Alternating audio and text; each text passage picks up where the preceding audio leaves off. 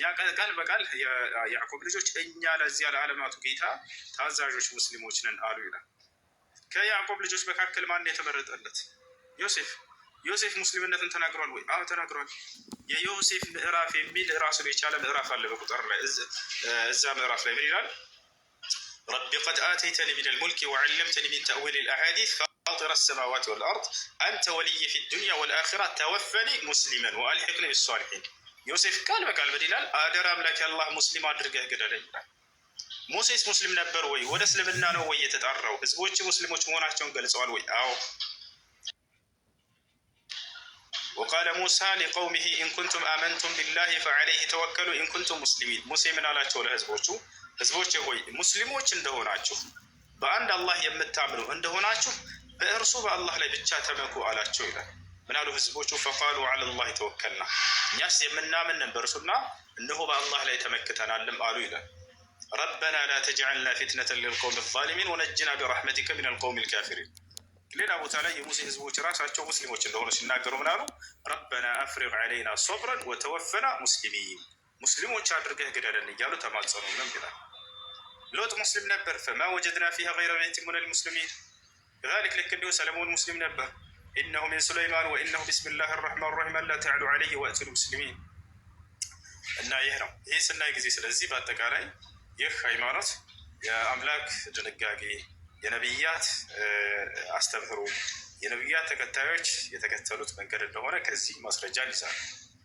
እንደ ክርስትና መጽሐፍ ቅዱስ ላይ ስንሄድ ግን እግዚአብሔር የትኛውን ቦታ ላይ ክርስቲያን ሆኑ ብሎ ያዘዘበት ቦታ የለም። አለ የሚል ካለ ክርስቲያን መናገር ይችላል።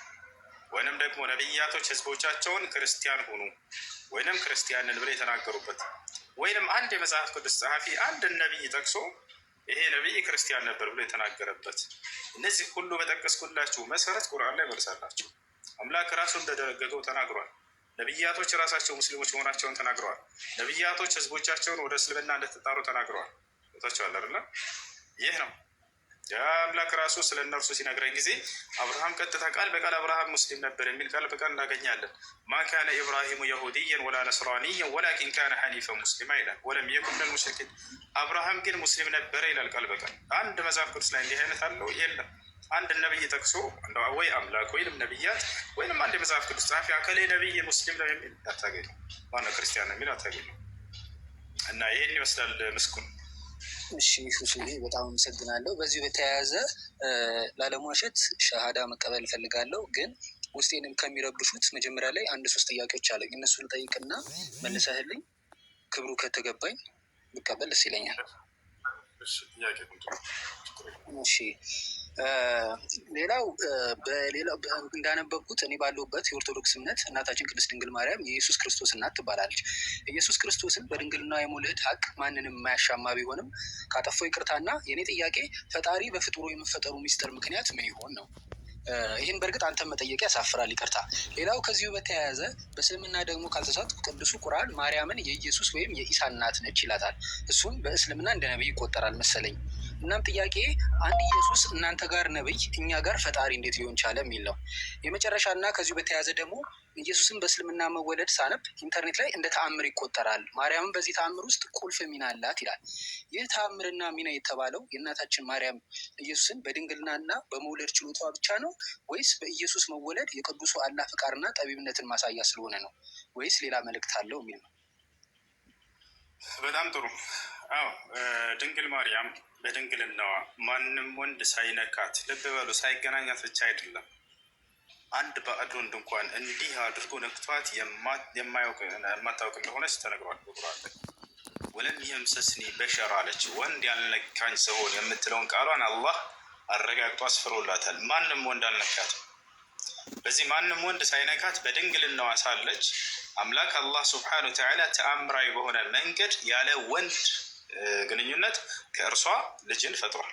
ሳሻላር ይሄንን ምክንያቱንም ጠይቃ ነበር ለምንድን ነው የሚለውን መልአኩ ገብርኤል መጥቶ ይሄን በነገራት ጊዜ ጠየቀችው። ወሊነጀዐለሁ አያ፣ አምላክሽ አላህ ይሄን ከአንቺን ማደርገው ተአምርን ላደርግ ዘንድ ነው ብሎሻል። ተአምር ማለት እስከዛሬ ሲደረጉ ከነበሩ ነገራቶች ወጣ ያለ በተለምዶ የማይታወቅ ያንን ጥሶ የመጣ ማለት ነው። ከዚህ በፊት ያለ ወንድ ከሴት ብቻ ተፈጠራለ ወይ? የለም ነበር ከእርሷ በፊት። ገብታችኋል አይደለ? ነገር ግን ከእርሷ ይሄን ነገር አምላክ አላህ ሱብሓነሁ ወተዓላ በማድረግ ለካ አምላክ ያለ ወንድ ግንኙነት ከሴትም መፍጠር ይችላል ማለት ነው የሚለውን የአምላክ ኃይል ሙሉ እንደሆነ ሰዎች ይረዱ ዘንድ ለማድረግ ያደረገው ጥበቡ ነው። መልአኩ ገብርኤልን ጠይቃ እሷ ይሄንን ብሏታል። ወሊነጅዐለሁ አያ ተአምረኛነቱ ከሁለቱም በኩል ነው። የተአምሩ ባለቤት ማን ነው? ይሄን ነው እንድታስተውል የምፈልገው። ያ አንዱ አምላክ ነው። የመሲሁም አይደለም የማርያምም አይደለም። የእነርሱ አስተዋጽኦ አለበት ወይ የለበትም?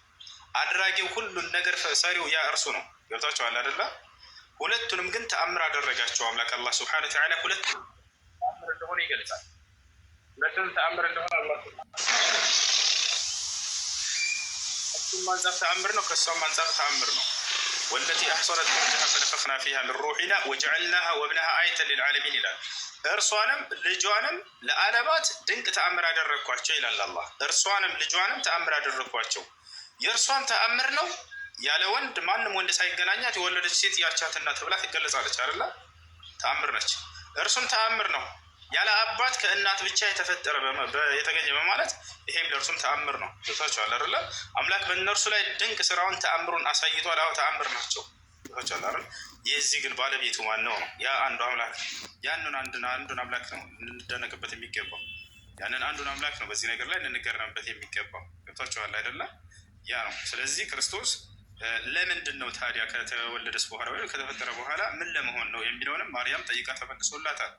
ወራህመተን ሚና አላት። ቀጥሎ መልአኩ ገብርኤል ምን አላት? አምላክሽ አላህ ተአምር ላደርገውና ልክ እንዲሁ ደግሞ ከእኔ የሆነ እዝነት ሲሆን አለ። ለማን? ለእስራኤል ሰዎች። ነቢዩ ሙሐመድን ሰለላሁ ዐለይሂ ወሰለም ከእኔ የሆነ እዝነት ናቸው ለዓለም ሰዎች ብሎ ይገልጻቸዋል። ነቢያቶች የአምላክ እዝነት ናቸው ለሰው ልጆች። አምላክ ሲያዘን ጊዜ ለሰዎች ከራሱ ጋር ሊያስተዋውቃቸው፣ ሊያስታርቃቸው፣ ሊመልሳቸው ሲፈልግ ነቢያትን ያስነሳና ይልካል። ያ ነቢይ ስለ አምላክ ማንነት ሲናገር እነዚያ ሰዎች ሲያውቁና አምላክን ሲገዙ ሲያውቁ ጊዜ ዛኔ ከእርሱ ጋር ህብረትን ይፈጥራሉ ማለት ነው። ገብታችኋል አይደለ? ስለዚህ አምላክ አላህ ሱብሓነሁ ወተዓላ መልእክተኛ አድርጎ ሊልከው ከእኔ የሆነ እዝነት የሚለውን በሌላ ቦታ ላይ አላህ ሲገልጸው ምን አለ? ስለ መሲሁ ሲነግራት ለማርያም ወረሱለን ኢላ በኒ እስራኤል አለ። ወደ እስራኤል ልጆች የምልከው መልእክተኛ አድርገዋለሁኝም ማለት ያችሁ ለእስራኤል ሰዎች የተላከ ነው።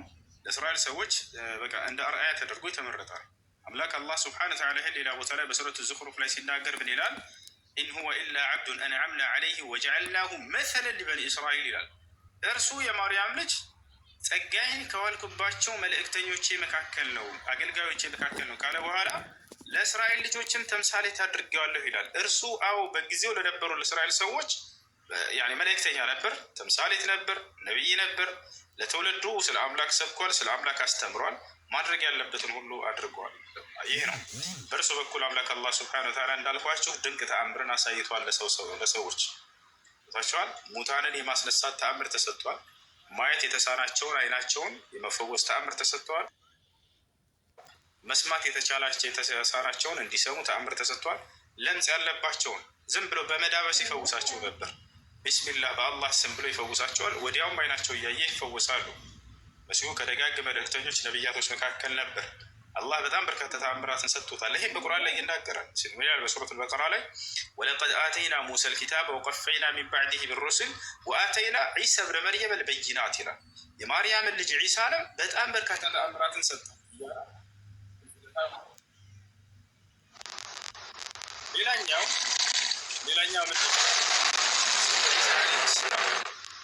የሚደንቅ ተአምራቶችን ካደረጋቸው መካከል ያኔ ከማ ዩርዋ ዛሊክ ይህን እንደተዘገበው መሲሁ ከዕለታት አንድ ቀን ከእስራኤል ወጣ ብሎ መሄድን አሰበ። ለመሆኑ ይሄ መሲሁ ያለበት መንገድ እውነት ነው ወይንስ ሐሰት ነው የሚለውን ለማረጋገጥ አንድ ሰው አብሮት ልከተልህ የምትሄድበት ቦታ ነው። ልከተልህ አለው። መሲሁ እሺ ተከተለኝ አለው። እሺ ተከተለኝ አለው። በጉዟችን ላይ ጉዞ ሊያደርጉ ነው። ስንቅ መያዝ አለባቸው እና ስንቅ እንያዝ አሉ። መሲሁ ዒሳ ዓለይሂ ሰላም አንድ ዳቦ ወይንም አንዲት ቂጣ ይይዛል። ያኛው ደግሞ ሁለት አመጣ። በቃ ስምምነት አደረጉ። በጉዟችን ላይ እነዚህን ሶስቶቹን እንበላቸዋለን ሄደን እስክንመለስ ድረስ አንተ ያዛለውና መሲሁ ለዚህ ሰውዬ ሰጠው። አብሮት መጓዝ ጀመረ። እየሄዱ እያለ የሆነ ቦታ ላይ ሰውየው ይህን አንዱን ቂጣ ተደብቆ ይበላና ሁለት ብቻ ያስቀራል። ቦታቸው አላረ አሁን ወሬው ስለ ቂጣ አይደለም፣ ትልቅ ጥበብ ሊያስተምረው ነው መሲሁ። በዚህ ላይ ትልቅ ተአምር ድንቅና ተአምር ሊያደርግ ነው። ያን ተከታተሉ። በላና ደበቀ። አንደኛው በቃ ሁለት ብቻ ያዘ ሰውየው። አንደኛውን በላ። ልክ እየሄዱ እያለ መሲሁ ልክ አውጣና እንብላ ሲለው ጊዜ 2 ቂጣዎችን አወጣ። መሲሁ ጠየቀው ሰውየውን፣ አንደኛው ቂጣ የት ሄደ አለው። አይ እኔ አላውቅም አለ። ንገረኝ የት ነው ያደረግከው? የለም በቃ እኔ አላውቅም ብሎ ካደ። አንከረ ዛሊክ አስተባበለ፣ ካደ። ከዚያ አሻለው እና ጉዟቸውን ቀጠሉ መሲሁ ጋር። በቃ አንተ እንደዚህ ነህ በስተተለየኝ ምናምን ቀጥል አላለውም። መሲሁ ዒሳ ዓለይሂ ሰላም እሺ እንሂድ አለው። ጉዟቸውን ቀጠሉ። እየሄዱ እያለ መሲሁ ዒሳ ዓለይሂ ሰላም እና ሰውየው የሆነ ማየት የተሳነውን ልጅ አገኘ። መሲሁ በመንገዱ መካከል ቢስሚላህ አለና በአላህ ስም አለና አይኑን ፈወሰው። አይኑ ተገለጠ። ይህ አይሁድ በጣም ተደነቀ። እንዴ ማየት የማይችል ልጅ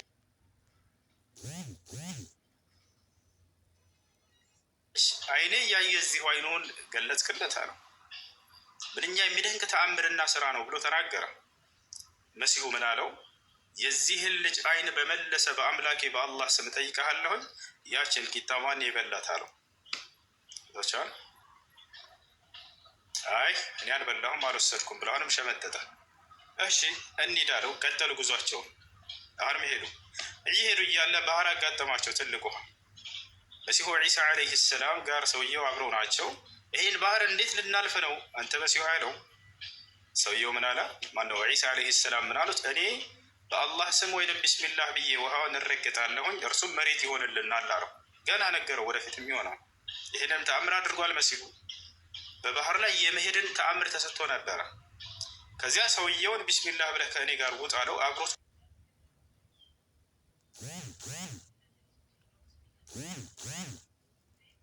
ወጣ። መንገድ ሆነላቸው። በቃ ደረቀ፣ እንዲጓዙ ሆኑ። ልክ ባህሩን ካለፈ በኋላ ሰውየው በጣም ተደነቀ።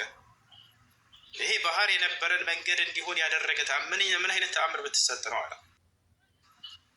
አሁንም ጠየቀው፣ ይህን ባህር ለእኔና ለአንተ መሬት ባደረገ በአምላኬ በአላህ ስም ጠይቀሃለሁኝ ያችን ቂጣ ማን የበላት ንገረኝ አለው። እኔ አልበላሁም ብሎ ሸመጠጠ። ሆነ መጨረሻ ላይ አሁን መሲሁ ምን አይነት ተአምር ሊያደርግ ነው? አሁንም እየሄዱ እያለ በመንገዳቸው ላይ መሲሁ ዒሳ ዓለይሂ ሰላም 3 ድንጋዮችን አነሳ። እነዚህንም ድንጋዮች ወዲያው ዱዓ ያደረገ አላህ ስብሓነሁ ወተዓላ ወደ ወርቅ ቀየረለት። እነዚህን 3 ወርቆች ባየ ጊዜ ይህ አይሁድ በጣም ተደነቀ። እንደ ድንጋይ የነበረ ነገር ወደ ወርቅ ተቀየረ። አሁን መሲሁ ተመልከቱ ጥበቡን። ዒሳ በጣም ጥበብን የተቸረ ነቢይ ነው። አላህ በቁርአን ላይ ጥበብንም አስተምረዋለሁ ልጅሽን ብሎ ቃል ገብቶላታል።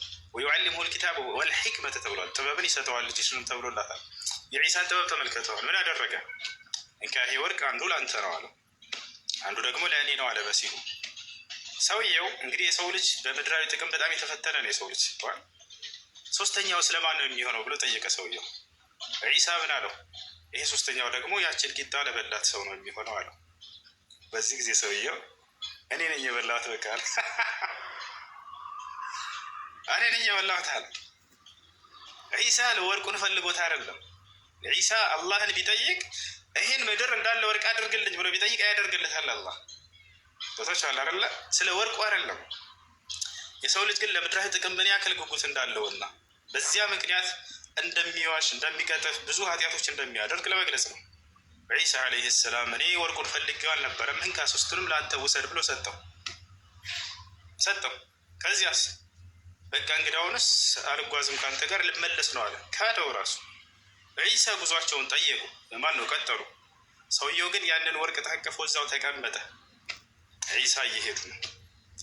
ከዛ ሰው ታቅፎ እያለ 3 ፈረሰኞች መጡ። እነዚህ 3 ፈረስ እየጋለቡ የሚመጡ ሰዎች ወርቅ ታቅፎ አዩት። ይሄ ሰው እንዴ ለምን ይሄን ወርቅ እኛ እንቀማውም? ይሄን ሰው ገድለ ነው ተባባሉ። ሄዱና ይሄን ሰው ገደሉት። እነዚህ 3 ፈረሰኞች ወርቁን እዛው ይዘው ተቀመጡ።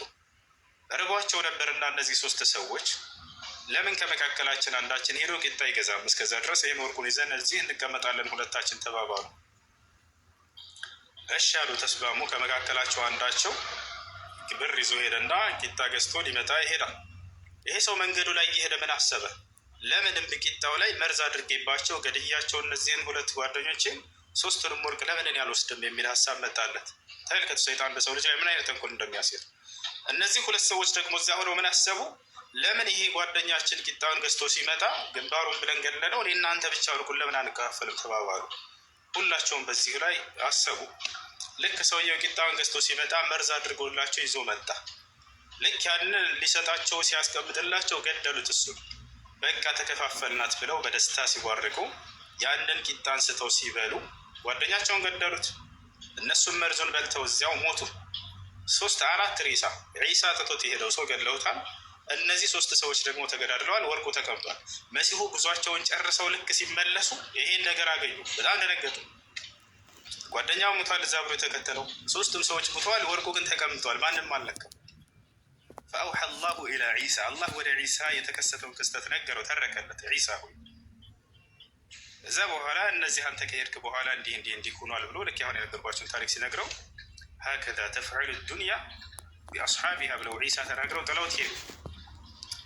የዚች ዓለም ጸጋ፣ የዚች ዓለም ብልጭልጭ ጸጋ በባለቤቶቿ በወዳጆቿ ላይ ልክ እንዲህ ታደርጋለች ብሎ ተናግሮ ሄደ። ታገዳድላቸዋለች። ቦታቸዋል አይደለ? ይህ ነው እና መሲሁ ዒሳ ዓለይሂ ሰላም በጣም ድንቅና ተአምራቶችን ተሰጥተዋል። ይህ ሁሉ ግን አምላክ በእርሱ በኩል ያደረገው ተአምር ነው። ቦታቸዋል አይደል? አምላክ በነቢያት በኩል በርካታ ተአምር ሲያደርግ ቆይቷል። በመሲሁም በኩል አደረገ። በሙሴ በኩል ባህርን የከፈለው ማን ነው? ያ አንዱ አምላክ ነው።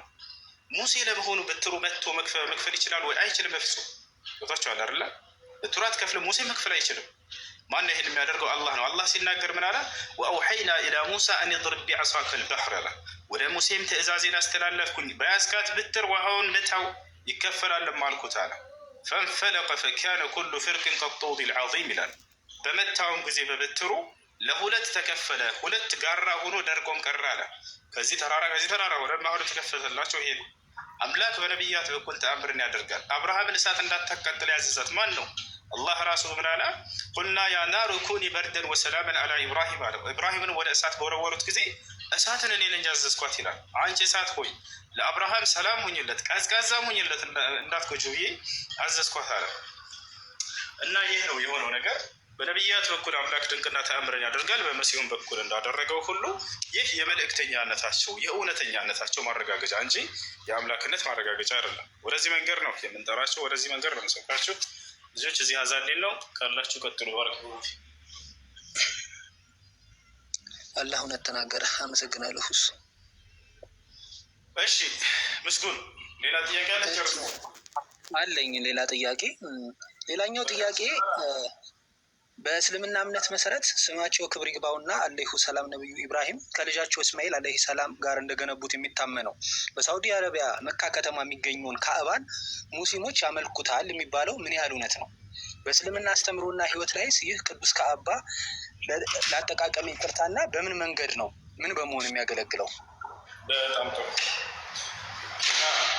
መካ ላይ የሚገኘውን ካዕባ የሰሩት አብርሃም ናቸው ከልጁ ከኢስማኤል ጋር። አላህ ራሱ ቃል ኪዳን እንዳያዘባቸው ለዚህ ስራ ይገልጻል። ሲናገር ምን አለ? ወዐሂድና ኢላ ኢብራሂመ ወኢስማዒል አን ጠሂራ በይቲየ ሊጣኢፊነ ወልቃኢሚነ ወሩክዕ ሱጁድ ይላል። ወደ አብርሃምና ወደ ልጁ ወደ ኢስማኤልም ቃል ኪዳንን ያዝኩኛል አምላክ አላህ። ሄዳችሁ በዚያ በመካ ምድር ላይ ቤቴን ስሩ። የአምላክ ቤተ አምልኮ እነዚህ አምልኮ የሚፈጸምባቸው የአምላክ ቤቶች ይባላሉ። ታላላ ከመስጅዶች መካከል አንድ መስጅድ ነው፣ መስጅድ አልሐራም ይባላል። አላህ በቁርአን ላይ ሲጠቅሰው ሱብሓነ አለዚ አስራ ቢዐብዲሂ ለይለን ሚነል መስጅዲል ሐራም እያለ መስጅድ አልሐራም እያለ ይጠቅሰዋል። እና የአምላክ ትእዛዝ የነቢያት ተግባር ነው። እሱ አምላክ ራሱ አዞ ነቢያቶች የሰሩት ናቸው። አብርሃምና እስማኤል እንደሰሩት ማስረጃ አለው። ወኢዝ የርፈዑ ኢብራሂሙ ልቀዋዒደ ሚነል በይቲ ወኢስማዒል ይላል። አብርሃምና ልጁ ኢስማዒልም የቤቱን መሰረት አንስተው በሰሩ ጊዜ እያለ ይናገራል። ለምን ዓላማ ነው ወደሚለው ስንመጣ ጊዜ ለሁለት ዓላማ ነው ባጭሩ። አንደኛ የሶላት አቅጣጫ ይሆን ዘንድ ሰዎች ወደ ተዘበራረቀ ቦታ ዙረው እንዳይሰግዱ አንድ አቅጣጫ ዙረው እንዲሰግዱ የተገነባ የሆነ ቤተ አምልኮ ቦታቸዋል። ሁለተኛ የሐጅ ስነ ስርዓት መፈጸሚያ ነው። አምስተኛ የሆነውን የእስልምና መሰረት ሐጅ የሚባለውን ሰዎች አንድ ቦታ ሄደው እንዲፈጽሙ የተደረገበት ነው። አብርሃም ታዲያ ሐጅ አድርጓል ወይ ታዟል ወይ ከተባለ ወዲያው ሰርቶ እንደጨረሰ አላህ ምን አለው? ወአዚን ፊናስ ቢልሐጅ። አሁን ደግሞ አብርሃም ሰዎች ሁሉ ወደዚህ መጥተው ሐጅ እንዳደርጉ እዘዝ ብሎ ተናገሩ። ስለዚህ የአምላክ ትእዛዝ የነቢያቶች ተግባር ነቢያቶች የፈጸሙት ነው ሐጅ የሚባለው።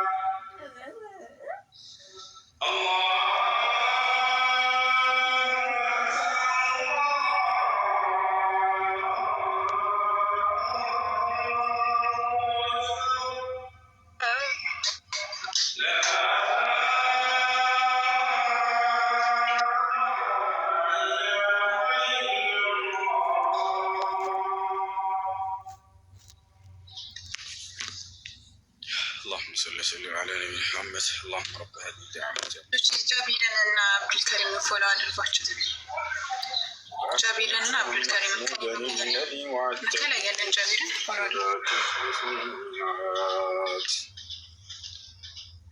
اللهم إنا نسألك الهدى والتقى والعفاف والغنى اللهم إنا نسألك الهدى والتقى والعفاف والغنى اللهم إنا عبيدك بنو إمائك نواصينا بيدك ماض فينا حكمك عدل فينا قضاءك እሺ እና ያ ነው አብርሃም ኢብራሂምን ፎሎ አድርጉት። እሺ ልጆች ቀጥሉ። በቃ ኢብራሂምን ፎሎ አድርጉት። ከሪም አለ፣ ጃ አለ፣ ዛህራ አለች፣ ኢብሮ አለ። ክርስቲያኖች ካላቸው አውሯቸው። ባረከላሁ ፊኩም። እኔ መስጂድ ነው ያለን። ስወጣ ደግሞ እናወራለን። እሺ እነሱ ለጠይቃ ማለት ነው። ቀጣይ እሺ ጠይቃቸው።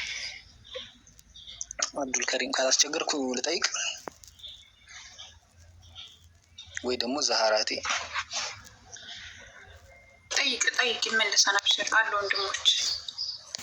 እሺ ቅድም በእርግጥ ይሄ ጥያቄ ተነስቶ ሲጠየቅ ነበረ መሰለኝ። ከዚህ በፊትም ተነስቶ ነበረ። በእርግጥ አሁን የምጠይቀው በድፍረትም በንቀትም እንዳይታይብኝ እፈልጋለሁ። ምናልባት እኔ በቂ እውቀት ስለሌለኝም በአግባቡም ስላልሰማ ይሆናል።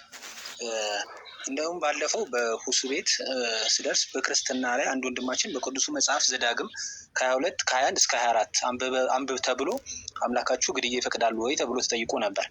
የኔ ሀሳብ አሁን ይህን ለማንሳት ሲሆን በእስልምና ቅዱሱ ቁርአን ላይም ሱረቱ አልተውባ 5 ላይ ልክ እንደ ክርስቲያኑ ቅዱሳዊ መጽሐፍ ስለመገዳደል ያወራል መሰለኝ። እኔ ያልገባኝ በዚች ጠባብ እውቀቴ አንድ መንፈሳዊ ሰውን ቀጥተኛ መንገድ የሚመራ ቅዱስ መጽሐፍ፣ ነፍስን የሚያለመልም አምላካዊ ቃልን የከተበ መጽሐፍ እንዴት ግድያ ሊጽፍ ቻለ? ወይስ እኔ በዚህ ጠባብ አእምሮዬ የተጻፈበትን ምክንያት አልተረዳሁትም። ስለምን ነበር ቅዱሳት መጽሐፍት እነዚህን ስለመገዳደል የተጻፉ ቃላቶችን ሊመዘግቡ የቻሉት የሚለው ነው።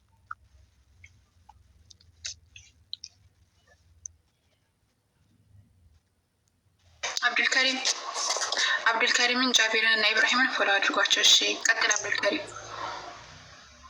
እሺ ኢብሮ ትልቁ ላይ ሆና ፋይል እንትን ስላለ ኢብሮ ትልቁ ላይ ኩና ክፈትለት ፋይል።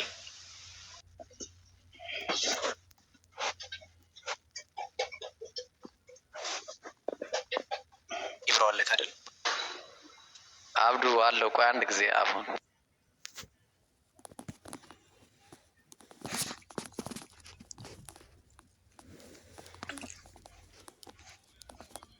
እሺ እስከዛ ሌላ ጥያቄ ልጠይቅ። ዛህሩ አንቺ ልትመልሽልኝ ከቻልሽ።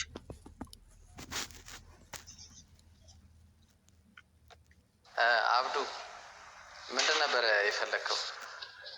አልሰማሁም። እሺ ጥያቄን ልድገመው። እንትን ክፈትለት። አይ እዚህ ጋር ስክሪን እንዲከፈትልህ እኮ ነው። እሺ አንድ ጊዜ ላይክ ግን 2 ደቂቃ ምናምን ነው ልከፍትልህ የምችለው። እሺ አንድ ጊዜ እያወጣው ነው። የሱረቱ ተውባ ነው። እዛ ላይ ነው ክፈት። እሺ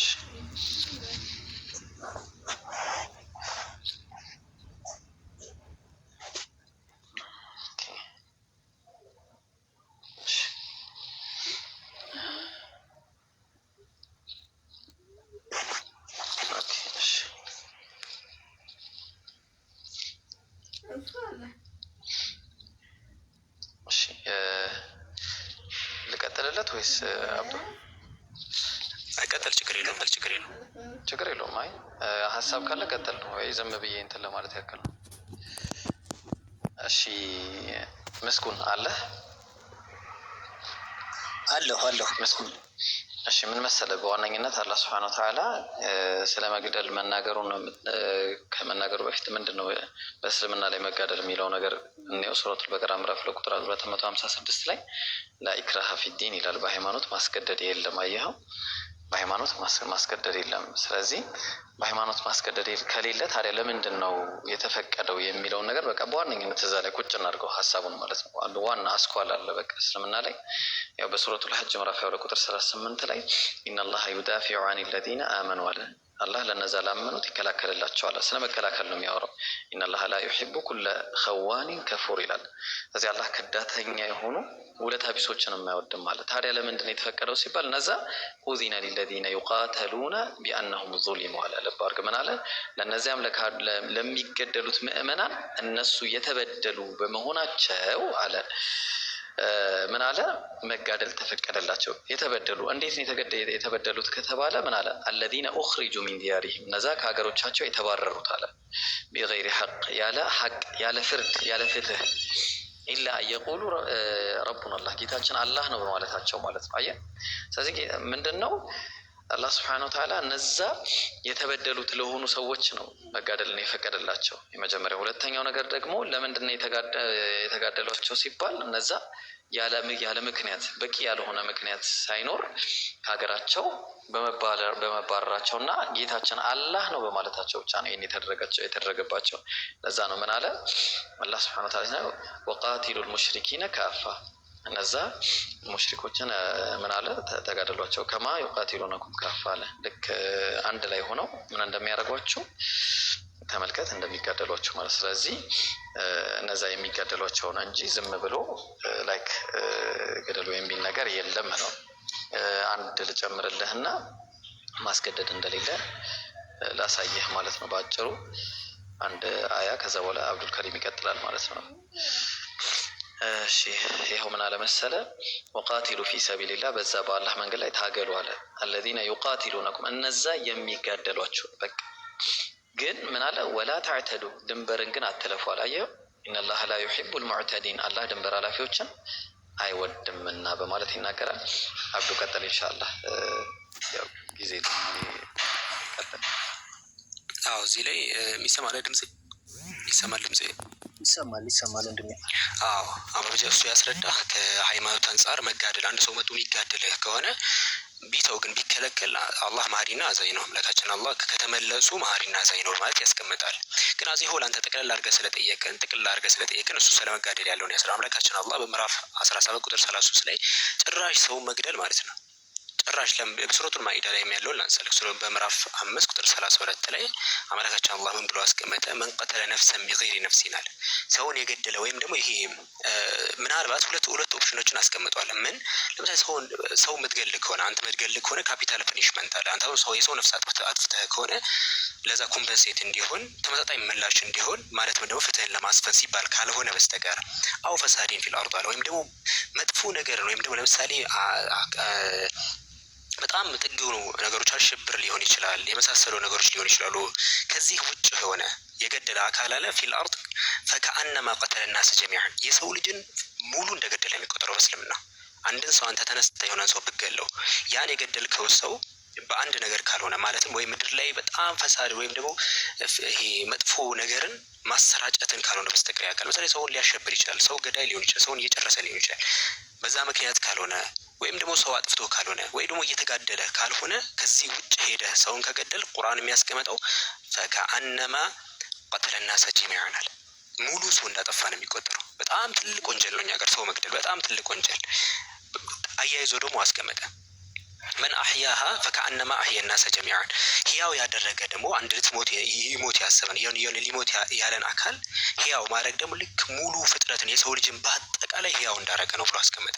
ይሄ አንቀጽ አለውን ሰፊሽንት ነው። ኢስላም ግድያ እንደማያበረታታ ግን ሰልፍ ዲፌንስን ግን ያበረታታል። አንድ ሰው ቢላዋ ይዞ አንገት ላይ እንዲህ ሲሰካበው ነው አንገትን ስጠውና ተቆረጥ እንደዚህ እኛ እናምንም። እንደዚህ አይነት ትምህርት የለም። ለእያንዳንዱ ነገሮች ኮንሲኩዌንስ ሊኖር ይችላል። ሰው ስገል አንድ ሰው ስገለው ቢከላከልና አንተ ብትሞት ይሄ የራሱ ችግር ነው፣ ሰልፍ ዲፌንስ ነው የሚሆነው። ወይ ደግሞ አንድ ሰው ፈሳድን ምድር ላይ መጥፎ ነገርን እያሰራጨ ከሆነ ምድር ላይ ያን አካል ሌላ አማራጭ ካሌለ ያን አካል ማስወገድ ማትችል ከሆነ ሌሎች እንዳይበላሹ ሲባል ያን ሰው ማስወገድ ግዴታ ይሆናል። ከዚህ ከሁለቱ ውጭ ግን ብድግ ብላ እንደዚህ ሆነብኝ ምናምን ብለህ ሰውን እንደዛ አይፈቅድም። እንደውም አለ ወንጀሉ አንድ ሰው አይደለም ፈከአነማ ቀተለ ናስ ጀሚዓን ሙሉ ህዝብን እንደ መግደል ነው። ስለዚህ ይሄ ነው ያለው ነገር። በምዕራፍ 17 ቁጥር 33 ላይ ያስቀምጣል። ወላ ተቅቱሉ ነፍሰ ለቲ ሐረመ አላሁ ኢላ ቢልሐቅ፣ ሰው እንዳትገሉ ካለ በኋላ ኢላ ቢልሐቅ በእውነት ቢሆን እንጂ ያለ። እዚህ ቢሐቅ የሚለው ምንድነው? አሁን የነገርኩን ሁለት ነገሮችን ያካትታል። ሁለት ነገሮችን ያካትታል። ካልሆነ በጭራሽ እንዳትገሉ ነው። ጭራሽ እንዳትገሉ። እንደውም ህያው አድርጉ። ህያው ካረጋችሁ ምድር ላይ የሚኖረውን ሰው በአጠቃላይ ህያው እንዳረጋችሁ ይቆጠራል በማለት የቁርአን ትምህርት ይህ ነው። እሺ ዳኒ ማን ነበር? ምስጉን። እሺ ወንድሜ አብዱል ከሪም አላህ ፍቅሩንም እውቀቱንም ይጨምርልህ። አላህ እውነት ተናገረ። የመጨረሻ ጥያቄ ካላስቸገርኩኝ፣ መቼም ዛሬ በጣም እንትናችሁን ይዣለሁ። ይሄ እንደ መጽሐፍ ቅዱስ ሳይሆን እንደ አሉባልታም ልታሩት ትችላላችሁ። ማለት የሰማሁትን ነገር ያው ውስጤ ከሚቀመጥ መጠየቅ ስለምፈልግ ነው። በእስልምና ላይ መሰለኝ የሴት ምስክሮች የሴት ምስክር ሁለቱ ምንድነው? የሴት ምስክሮች እኩል ነው ከአንዱ ምንድነው? ከአንዱ የሁለት ምስክር ነው የሚባል አባባል አለ። ለምሳሌ አንተ አስተካክለኝ አንደኛው ነገር እሱ ነገር እንዴት ነው የሚታየው? በሴት ልጁ ደስ ያጠያቂ ራሱ አይቶ ቀጥል። አሁን እዚህ ላይ ስሜዝ ማን አብዱ ፋይል መክፈት ግን አልችልም። ያው ግን አላህ ሱብሓነሁ ወተዓላ ለምን መሰለ ምስጉንዬ ይህንን ያለበት ምክንያቱ እንትን ነው ላይክ የሴቶችን ሁኔታ በማስመልከት ነው። ሴቶች ሁኔታ ማለት ምንድን ነው? በምስክርነት ጉዳይ በምን አይነት ምስክር በቃ በአንደኛዋ ምንድን ነው? አላህ ቆይ አንዴ ፋይሉን ላውጣና እሺ ልቀጥል። በቃ ፋይል ላውጣ እንዴ ያስቸገርኩ ከሆነ በኋላ መሆን ይችላል። ችግር የለውም። አይ ላውጣ ችግር የለውም። እሺ ቆይ አንዴ እሺ ያዙ ቆይ አንዴ ጥያቄ ጎበዝ ነው። ያነበበ እንደሆነ ያስታውቃል። እንደ ሌሎቹ ድርቅ ያለ እንደሚለው ሲመለስለት እሺ ነው የሚለው። አይ በእንትን ሲሆን ያምራል ብዬ ነው። እሺ እንጂ ያው ማስረዳቱ ቀላል ነው። እሺ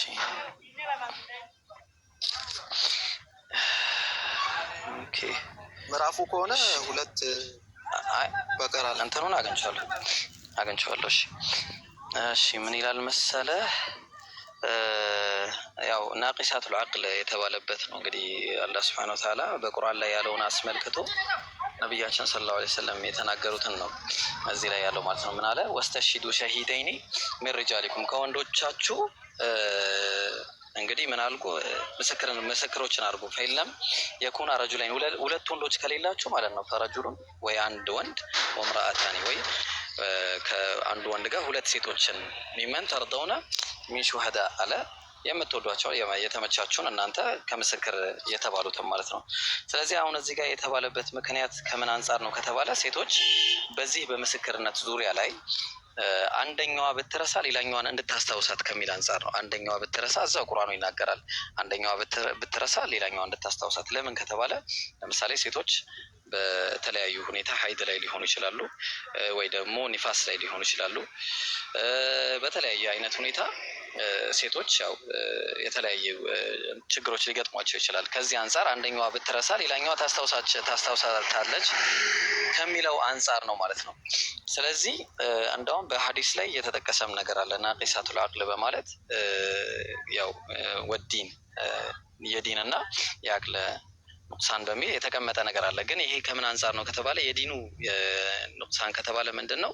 ሰላትን በዛ ጊዜ ስለማይሰግዱ ነው። በዛ ጊዜ ሀይድ ላይ ወይ ደግሞ የወር አበባ ላይ በምትሆንበት ጊዜ አንዲት ሴት ሰላትን አትሰግድም፣ ጾምንም አትጾምም ማለት ነው። ይሄ ነው ጉድለት የተባለው። ሁለተኛ ደግሞ ዐቅል የተባለው ደግሞ ቅድም እንደነገርኩ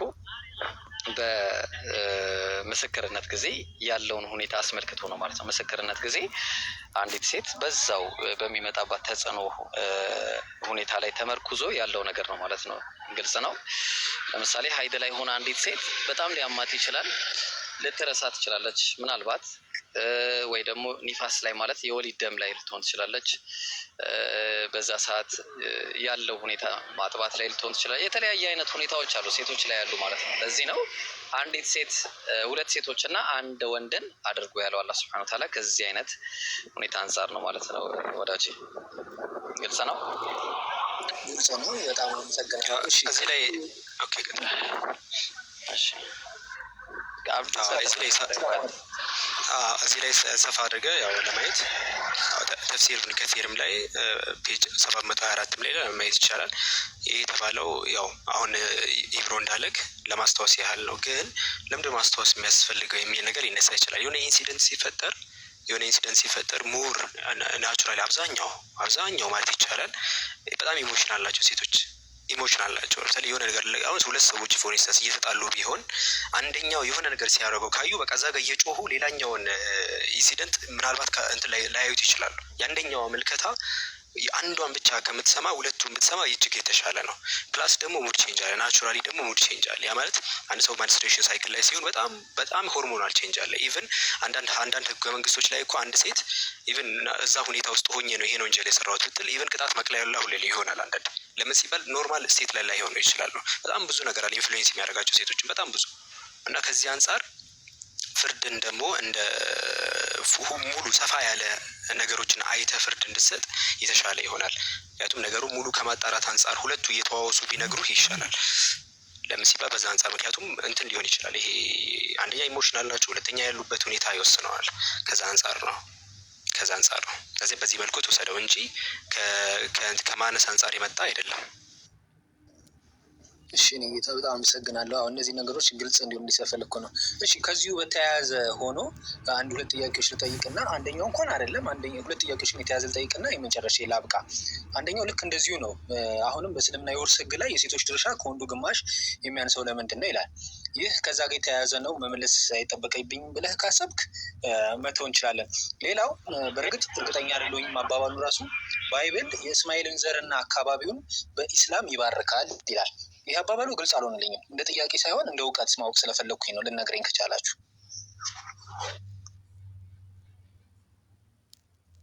የውርሱ ላይ ልሂድና ከዛ በኋላ የእስማኤል ላይ ግልጽ ስላልሆነ ጥያቄው እንትን ትላለህ። መስኩን ውርስ ላይ ከሆነ አዎ ሴቶች የሚወርሱት ከወንዶች የተወሰነ ያነሰ ነው። ግን በጣም በሚገርም ሁኔታ ሴቶች የሚወርሱት ውርስን ሳይሆን ማየት ያለብህ ልክ ስታገባ ወንድየው ነው ያው የመህር ግዴታ ያለበት መህር የሚሰጠው ወንድ ነው። ሁለተኛ ልጁን መዳር ያለበት ወንድ ልጅ ነው። ሶስተኛ ከቤቷ ተፈናቅላ ብትመለስ የመርዳት ግዴታ ያለበት ወንድየው ነው። የእሷ ንብረት የራሷ ንብረት ነው። የባሏ ንብረት ደግሞ የእሷም የራሷም ነው። ባልየው ግን የእሷ ንብረትን መንካት አይችልም ያለሷ ፍቃድ ማለት ነው። የፈለገችውን ያህል የወረሰችውን ቢኖራት ማለት ነው።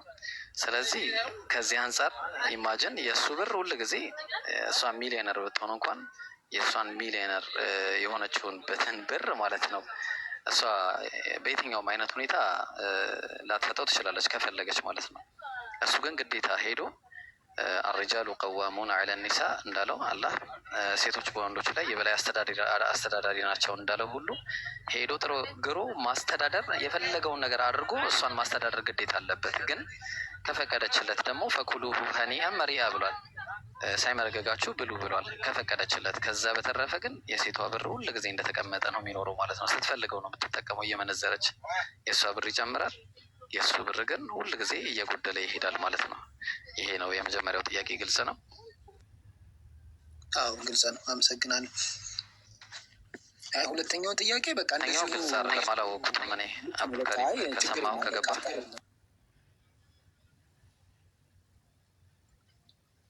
ችግር የለም። አጣርቼ በስነ ስርዓት ባለው መልኩ ብጠይቅ ይሻላል። ሁለተኛውን